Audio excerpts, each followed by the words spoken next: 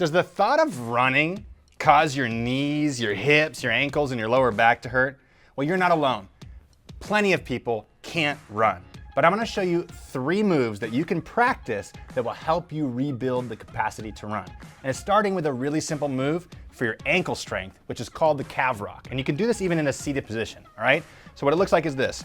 Come to the edge of your chair, and all you're gonna do is lift your toes towards your nose like this until you feel these muscles on the front sides of your shins fire, which is a really important muscle for running and walking. Then you're gonna push your toes in the ground and extend them as much as possible until you feel your calves, the back side of your legs firing. And just go back and forth like this, squeezing for a second in each position, and doing this for anywhere between 60 to 90 seconds or until you feel a nice pump in your lower legs, your ankles, and your feet.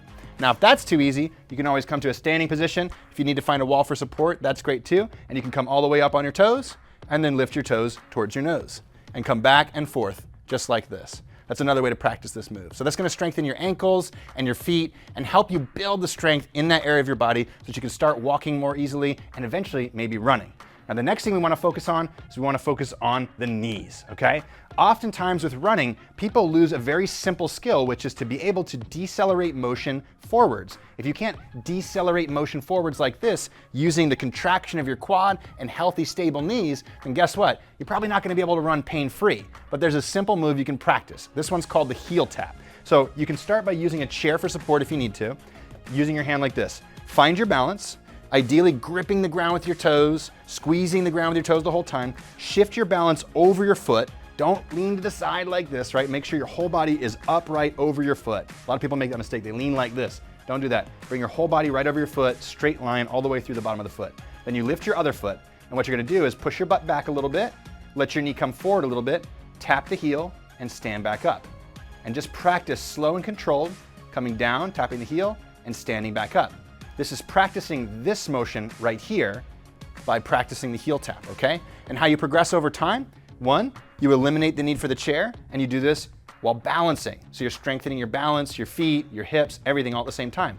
Number 2, you try to reach your heel further forwards. So instead of just bringing your heel right in front of your toes, maybe you try to bring your heel way over there and you go a little bit deeper. So over time, gradually going a little bit deeper can really help you strengthen your knees.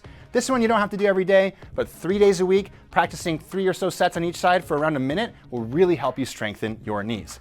Last one also helps you strengthen your knees and create more flexibility in your ankles. This is the feet together squat. Highly recommend you practicing in front of a chair.